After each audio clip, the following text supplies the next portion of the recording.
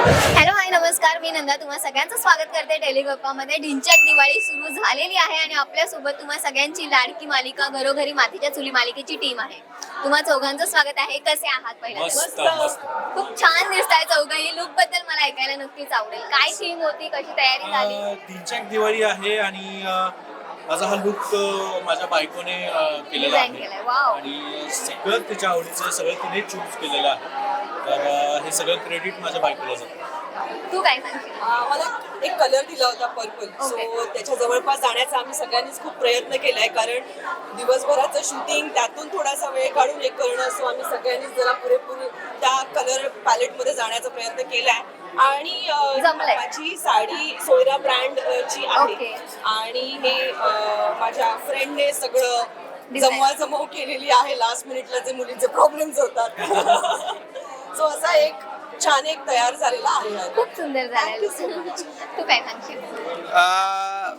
हा जो काही माझा पोशाख आहे तो यातलं जे हे उपरणं आणि सोहळं आहे हे खूप खास आहे, कारण हे माझ्या लग्नात मी नेसलेलं होतं त्यावेळी मुहूर्ताच्या वेळी. तर ते माझ्याकडे होतं आणि वर बायकोनी हा कुर्ता मला घ्यायला लावला.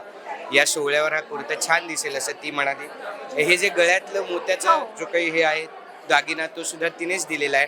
आणि हे खूप विशेष आहे बघा, भुईचक्र आहे. भुईचक्र आहे. हा. वाहिनीने आम्हाला सांगितलं होतं की दिवाळी आहे तर तसा काहीतरी एलिमेंट असू द्या.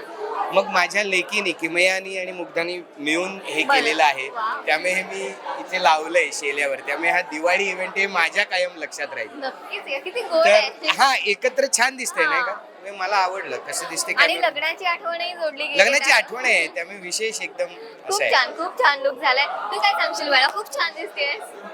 थँक्यू. कोणी डिझाईन केलं? मम्माने. आईने छान दिसतेस. बरं. आणलायस घेतलायस की कोलॅब केलायस ते सांग. हा मग सांग हो. ना. कोलॅब केलायस. हा. आमची आरोही इतकी गोडगोड आहे ना, बरेच जण तिला सांगत असतात की हा. तुम्ही इव्हेंट मध्ये माझा ड्रेस घालाल का, मग ती सिलेक्ट करते. हो ना. खूप छान दिसतंय. दिवाळीमध्ये नेमकं तुमच्यासाठी काय ते किती खास असते किंवा एखादी आठवण कायम लक्षात राहील दिवाळीशी? दिवाळी माझ्यासाठी एक असा सण आहे की जिथे आम्ही सगळे कझन्स एकत्र येतो आणि सगळे घरचे असतात जे एकत्र वेळ घालवतात एकमेकांसोबत. आणि जे फराळ बनवण्यापासूनची जी मज्जा असते ती फराळ संपवण्यापर्यंतची आठवण, त्या सगळ्या आठवणी आम्ही एकत्र तयार करत असतो.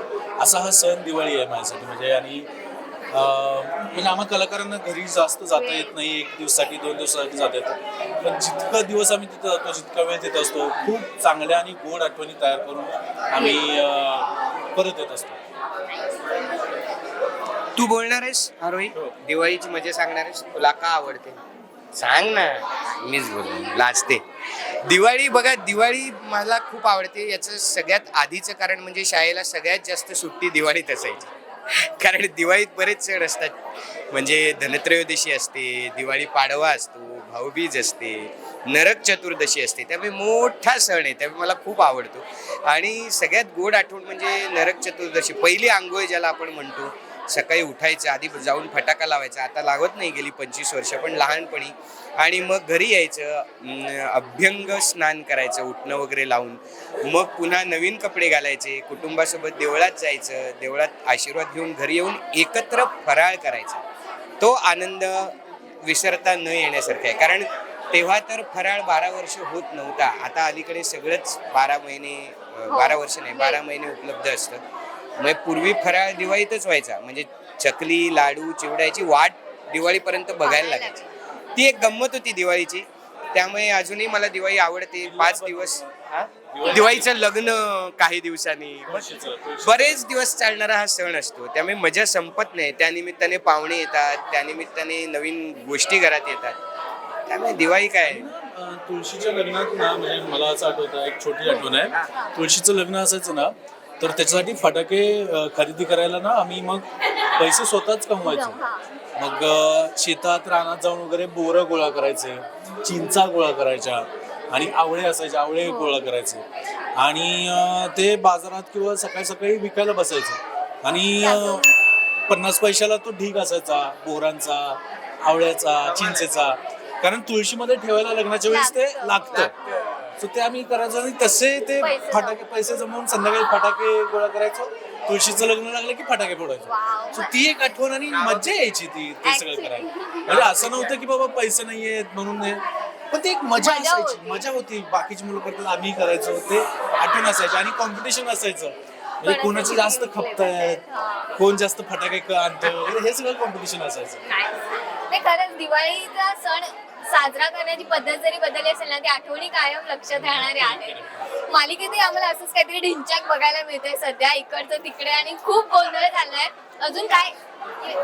हॅलो, हाय, स्वागत आहे. तर मालिकेत अजून आम्हाला असे काय ट्विस्ट आणि सरप्राईजेस दिवाळीच्या निमित्ताने बघायला मिळणार आहेत? म्हणजे खरंच खूप छान छान सरप्राईजेस आहेत मालिकेमध्ये. टर्न अँड ट्विस्ट आहेत.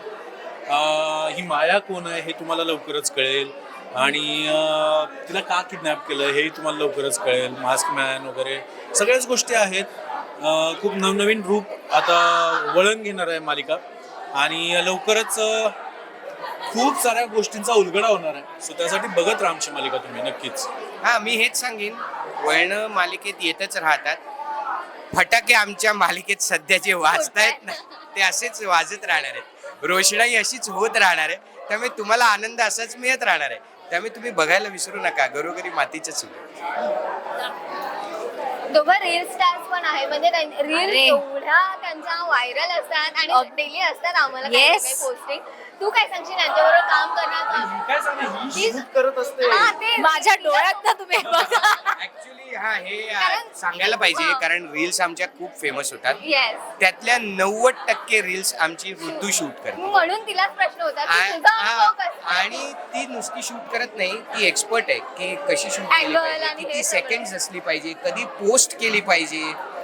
कॉन्सेप्ट, हा म्हणजे कॉन्सेप्ट आम्ही जेव्हा चर्चा करतो त्यात पण ती सहभागी असते. असं नाही की फक्त शूट करायला आली आहे. आणि अर्थात काही रील्स मध्ये ती असते, तिने खूप दिवसांनी एक रील केलं ते 20 millions so she is a superstar. आम्ही तिला अफोर्ड करू शकत नाही एव्हरी रील मध्ये, त्यामुळे ती कमी रील्स मध्ये असते.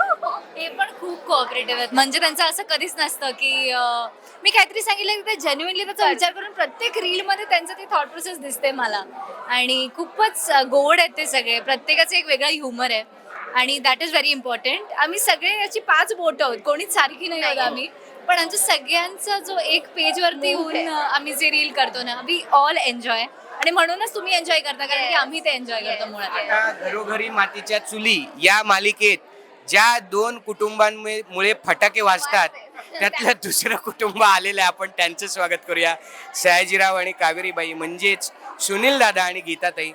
तू त्यांना आता पुढचे प्रश्न. तुमचं स्वागत आहे. कसे आहात पहिल्यांदा? मी माझ्याबद्दल हो बोलतो. हो हो, येस. मी मस्त आहे, झकास आहे. मी जवळ आलो की ती जरा नाराज असते. कशा आहात?